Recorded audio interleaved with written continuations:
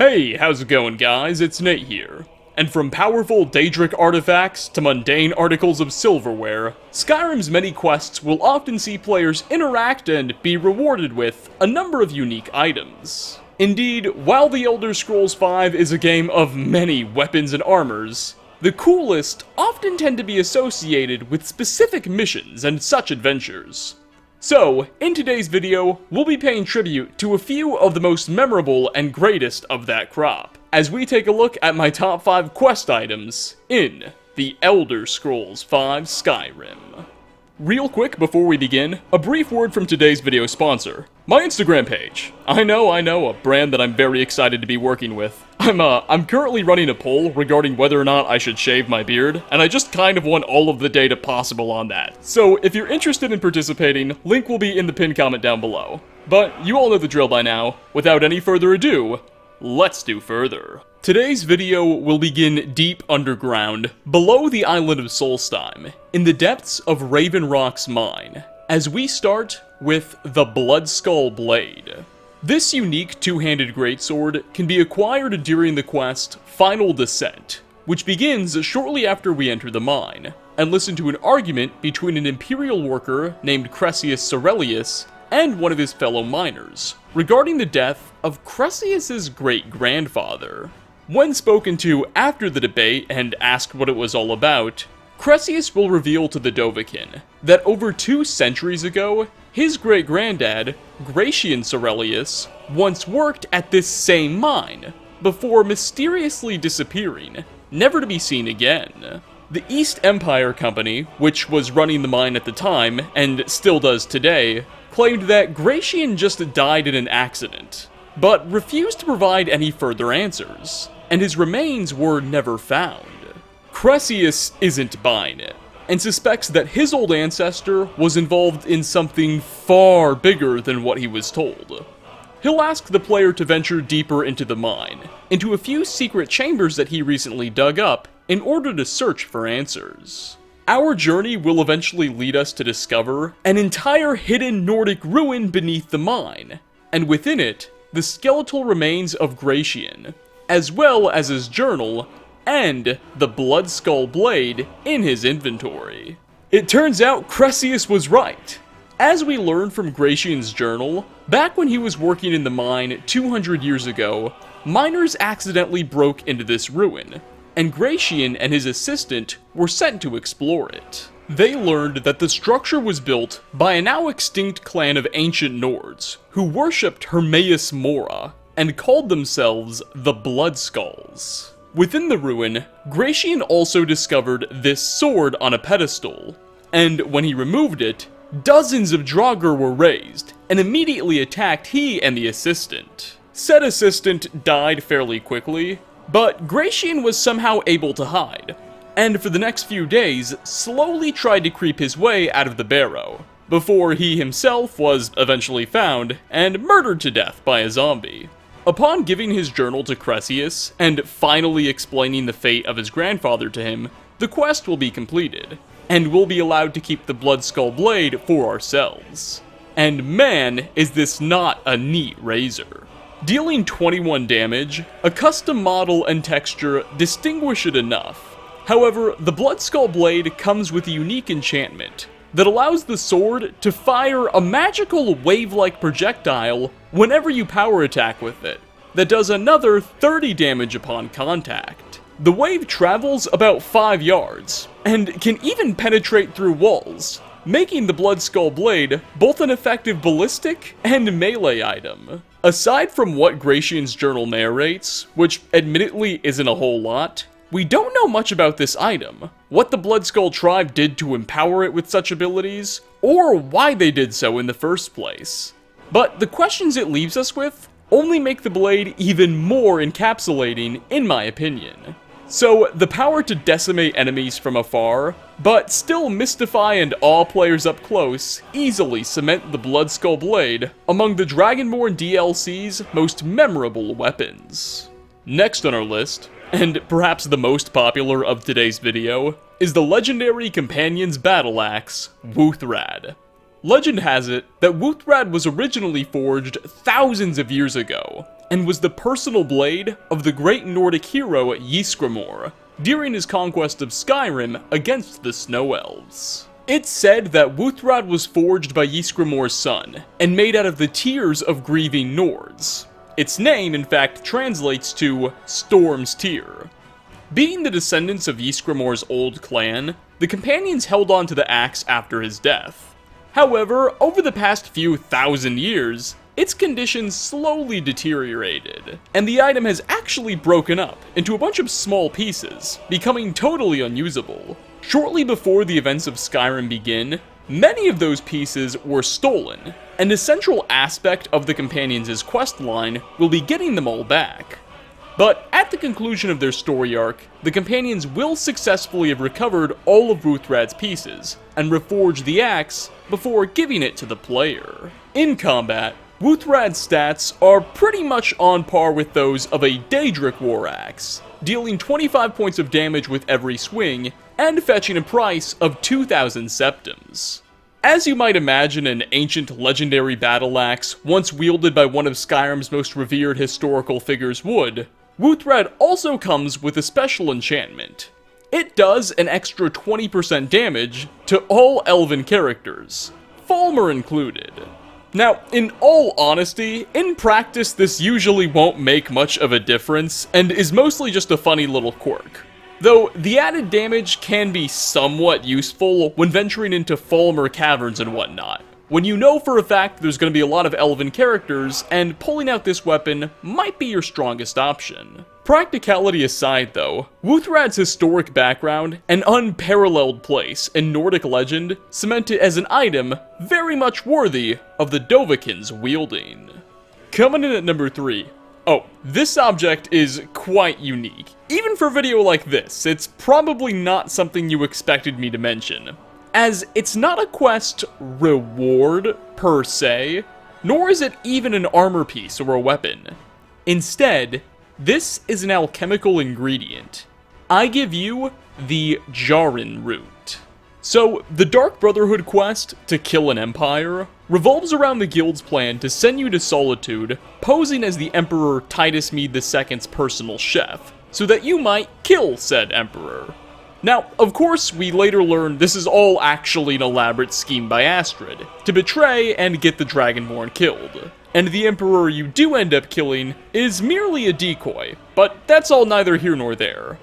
Before sending us off on our mission, Astrid will give to the player a small ingredient called a Jarn Root, which she explains is an extremely lethal plant, alleging that just one small taste is more than enough to kill an elephant. Astrid instructs you to put the Jarn Root into Titus Mede's food, saying it will quickly and quietly take him out. When we finally do get to the Imperial Castle, we'll work with an assistant chef to prepare Titus's dish of choice, a stew called the Potage le Magnifique. As we finish up, the assistant will ask us if there's anything else we'd like to add, and we'll be able to tell her to throw in that Jarn Root, pretending it's an exotic spice or something. Once the meal is done, it will be brought up to Titus, who, after a single spoonful, will die, and the quest will progress. Now, as mentioned, we soon find out this wasn't really the Emperor we just killed, but again, not the point. Here's the thing. We don't actually have to put the Jarn Root into the stew. When we're making the dish and the assistant asks us if there's anything else we'd like to add, well, the game does strongly encourage us to give her the root. We don't need to. Instead, we can just say, nope, nothing else to add, food looks fine, serve it right up. If we do this, the Jarn Root will remain in our inventories, and we'll be free to keep it. Titus also won't be poisoned, so we'll need to end his life the good old-fashioned way to keep on going, but I digress. So, what's the point of keeping the Jarn Root, you may ask? Why is it so special? Well, its damage health ingredient stat is absolutely insane. You see, the way the game measures the strength of an ingredient's effects is through a numerical value called magnitude. The Jarn Root is easily the strongest damage health ingredient of the game, with a damage health magnitude of 40. That number might not sound like a whole lot, but for some context, the second most poisonous ingredient, a River Betty, has a magnitude of 5. Yeah, it blows its number 2 out of the water. So when we add a Jarn Root to a damage health potion at an alchemy bench, we can get some incredible results. Creating potions capable of inflicting thousands of points of damage depending on your alchemy skill. I personally was able to quickly whip up a 3000 damage health poison for this video. I cannot understate how powerful these things can be. This will allow you to one-shot literally any enemy in the game. Mirak, the Ebony Warrior, Ancient Dragons. Skyrim's most challenging bosses can be eliminated with a single arrow shot thanks to a Jarn Root poison. It is truly amazing. Now, of course, the obvious caveat here is that Astrid only gives us a single Jarn Root, and you can't get any more through legitimate means in the game. You can't find or buy some more in the wild, nor can you plant this one and make more at a Hearthfire farm. So use the one you get very carefully. My recommendation will always be, just save this thing in your inventory for emergencies. When you've got a boss battle you absolutely just cannot confront or run into a real pickle, this will bail you out. But until then, again, I must stress, it's a good idea to hang on very tight. For our 4th spot, I give you Arvak. Or, more specifically, the spell that allows you to summon him. To unlock it, you'll have to head out to the Soul Cairn, that gloomy plane of oblivion which houses the souls of those who have been soul-trapped, where an undead horse named Arvak can occasionally be seen just running around in terror. Underneath a small stone structure near the castle, you'll be able to find Arvak's skull, surrounded by some spirits, which will transform into Mistmen when you approach. Simply slay the Mistmen and pick up the skull, and the soul of a Nord will manifest before your eyes. He'll tell you that he and his horse were sent here after a nasty run-in with a necromancer. He absolutely hates the Soul Cairn, but felt really bad about his horse ending up here too. Thankfully, by taking his skull away from those evil spirits, you've somehow freed Arvak, and in gratitude, his still soul-trapped owner will teach you the Summon Arvak conjuration spell, which will allow you to summon the horse to any outdoor location, and use him as a mount, so you can let the animal see the world. The Nord admits that, again, he doesn't want to stay in the Soul Cairn, but will also state that he's at least glad his horse gets to leave, before disappearing, leaving you all alone. Overall, Summon Arvak is probably among my favorite spells in all of Skyrim. As a mount, he acts exactly like a normal horse, with a handful of especially useful advantages. For one, he can't be killed. If too much damage is taken, he'll simply despawn, and can be resummoned again.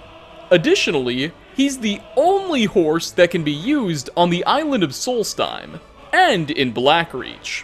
Which, by the way, yes, despite not really being an outdoor location, the game itself still classifies Blackreach as just that, and lets you summon Arvak there too. Unlike most conjuration spells, you also won't really need to worry about a time limit with Arvak either. You can stay mounted for as long as you please. Though, if left unridden for more than 60 seconds, he will despawn, and need to be summoned again. Personally, in my own experience, this spell is especially helpful when you're over-encumbered, and just can't move around all that much, as summoning Arvak right in front of you is an excellent way to give yourself a lift to the nearest safe chest or player home, and takes quite a burden off your shoulders. Pun kind of intended. Anyway, not much more to add here. An amazing horse with some amazing characteristics that's definitely worth your time.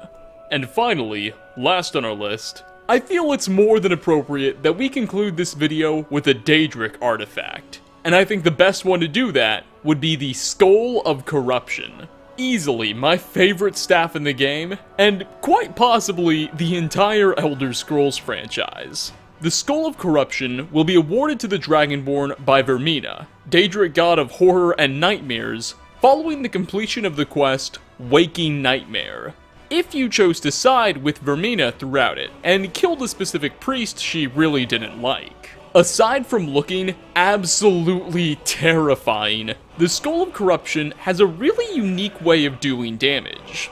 You see, when simply fired near enemies, it will do 15 points of damage in around a 15-foot radius. But, if you've quote-unquote charged it with the dreams of sleeping characters, it will do 40 points of that damage, making it considerably more effective. The way the whole charging system works is pretty fascinating.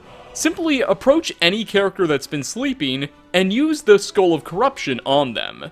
It won't deal any damage if aimed at a sleeping character. Instead, it will just quote-unquote steal their dreams, and charge the object for you. You can't use it on the same NPC more than a couple times in a row within a 12-hour time span, so it's best that you find a big old area filled with sleeping characters and harvest all of their dreams, such as a guard barracks or even the College of Winterhold. But after it's been effectively charged, it will transform from a relatively mediocre weapon to a fairly effective one.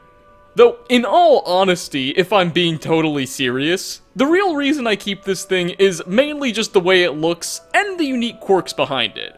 I'm not exactly interested in dealing a lot of damage to characters. There are better items for that. What draws me into the Skull of Corruption is its uniqueness. It can hold its own in combat, but where I think it really belongs is as the centerpiece of a certain gallery. And with that, we are going to wrap up. My top 5 quest items, or, well, 4 quest items and 1 spell, in the Elder Scrolls V Skyrim. Thanks for stopping by, everybody. Which of what we discussed today did you find to be the most impressive? And what unique objects should we tackle next? Leave a comment down below. Again, thanks for watching, and hope to catch you all in my next video. Peace out, everyone.